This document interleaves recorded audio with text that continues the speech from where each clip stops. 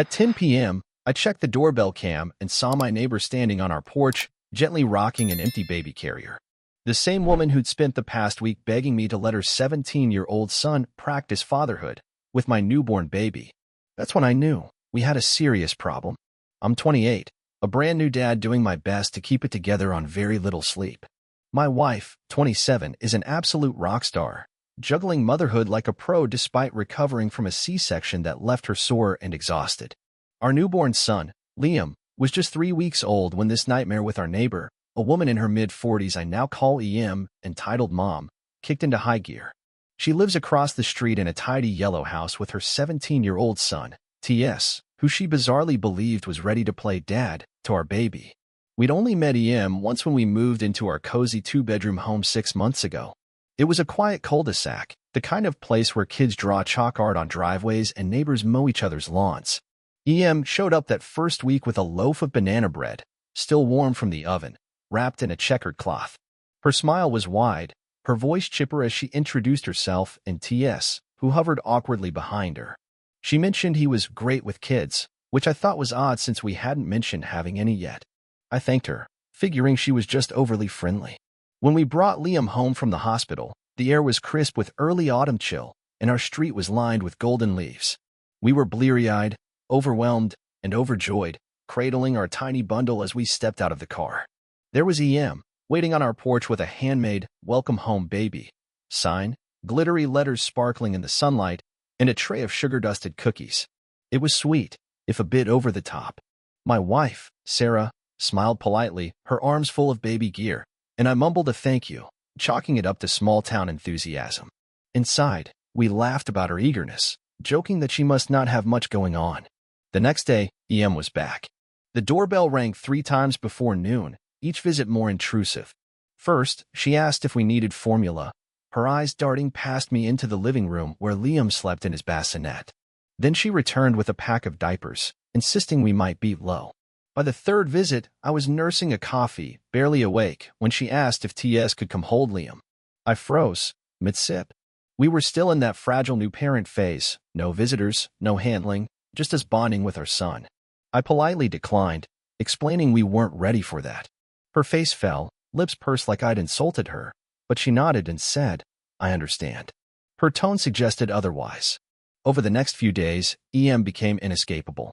Every time I stepped outside to check the mail, her front door would creak open, and there she was, waving like we were old friends.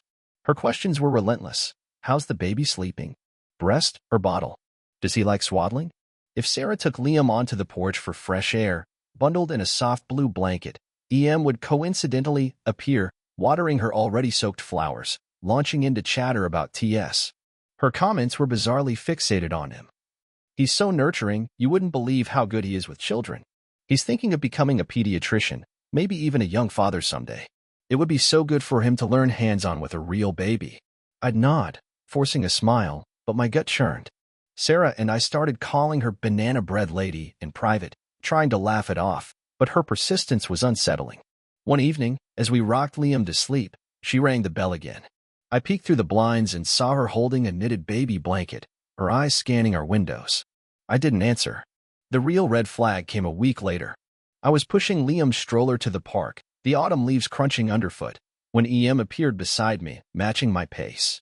You know, she said, her voice syrupy, you should let TS babysit. It would give him a sense of what being a father is like, such an important life experience for a young man. I laughed, thinking it was a bad joke, but her eyes were deadly serious. I stopped walking, the stroller's wheels squeaking to a halt. He's not a toy, I said, my voice sharper than intended. Liam's not here for your son to practice parenting. Her face hardened, and she snapped, you're being selfish. You're robbing a young man of growth. I turned and walked away, my heart pounding. That night, I told Sarah we needed to set boundaries. EM was crossing lines I didn't even know existed. We started ignoring her knocks. The doorbell would ring while we ate dinner, and we'd exchange glances, silently agreeing to let it go unanswered. But EM didn't take the hint. Update 1. 1 week later. Ignoring her backfired. EM started leaving notes, each one more unhinged than the last. The first was in our mailbox, written in loopy cursive on pastel pink paper. TS just wants to help. Why are you being so closed off? The next was taped to our front door. All children are raised by communities. He deserves a chance to bond. The third slid under our doormat, made my blood run cold. If we want good men in the future, we need to give them babies now. I stood in our living room, reading it aloud to Sarah, both of us stunned. Who says that? I was done. That night, I ordered a doorbell camera, the kind with motion detection and cloud storage. I wasn't taking chances. Around 10 p.m., as Sarah nursed Liam in the nursery, the camera pinged my phone. There was EM, standing on our porch in the dark, holding an empty baby carrier. Her face was lit by the porch light, her expression blank but intense, like she was waiting for something. My stomach dropped. I yanked open the door, adrenaline surging, and said, "You need to leave. Now." She burst into tears, clutching the carrier to her chest. "I just wanted to practice, for when I'm a grandma," she sobbed. I closed the door, locked it, and called the non-emergency police line. I needed this on record. The next morning, an officer took my statement. I showed him the notes, the camera footage, and explained EM's obsession with TS parenting our son. He agreed it was creepy, but said no crime had been committed, yet. He advised documenting everything and suggested a restraining order if things escalated. I hoped it wouldn't come to that. Spoiler, it did. Update 2. 2 weeks later. I was at the grocery store, grabbing diapers and coffee, when my phone rang. Sarah's voice was shaky, near tears. She's here again. With her son. I abandoned my cart and sped home, my heart racing. EM and TS had shown up at our door while Sarah was alone with Liam. The doorbell camera caught it all. They rang the bell repeatedly, and when Sarah didn't answer, EM started talking loudly through the door, like she knew we could hear. "He's ready, TS," she said, her voice muffled but clear on the footage. "He's even watched birthing videos. This is important. We can take care of the baby for the day. Just trust us." TS, a lanky kid with shaggy hair, stood silently, hands in his pockets, looking uncomfortable. Sarah, holding Liam in the nursery, texted me in a panic. When EM wouldn't leave, Sarah shouted through the door, "I'm calling the police." EM's response chilled me.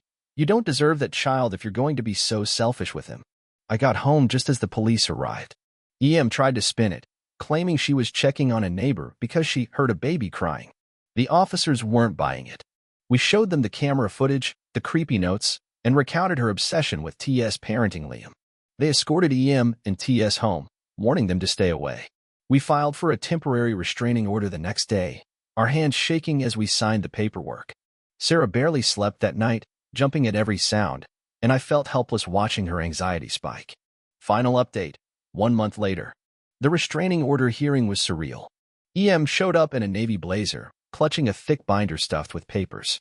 She presented it to the judge like it was a legal defense, filled with printed mom blogs, parenting psychology articles, and headlines like, "Why we need to let teens parent." Her argument was unhinged. TS needed early parenting experience to become a strong, responsible man, and she had a right to offer him that through our child. She even claimed we were harming society by gatekeeping the parenting experience. Her voice was fervent, her hands gesturing wildly as she spoke, like she genuinely believed her cause was noble. Sarah and I sat there, dumbfounded, as the judge skimmed her binder. He didn't even let her finish her spiel. "This is a private family, not a public resource," he said sharply. He granted us a 5-year restraining order. EM and TS must stay 200 feet away from us, our home, and cannot contact us in any way. Violation means arrest. EM's face fell, her binder slipping to the floor with a thud. I felt a mix of relief and lingering unease as we left the courtroom. We sold the house. It broke our hearts. We'd painted Liam's nursery pale blue, hung a mobile of tiny stars above his crib, and planned to build memories there. But EM's obsession tainted it. We couldn't relax, always checking windows, jumping at car doors slamming. We found a new home in a quiet town an hour away, surrounded by rolling hills and friendly neighbors who wave but mind their own business. Our new house has a sunny porch where Sarah rocks Liam, and I'm building a sandbox for when he's older. It feels like a fresh start. Liam's 6 months old now, all gummy smiles and chubby cheeks. He's happy, healthy, and blissfully unaware of the chaos we dodged. TS never held him, and he never will. Sarah's regained her spark, though she still checks the locks at night, a habit we're both trying to break. Moral of the story? Sometimes the creepiest people show up with banana bread and smiles.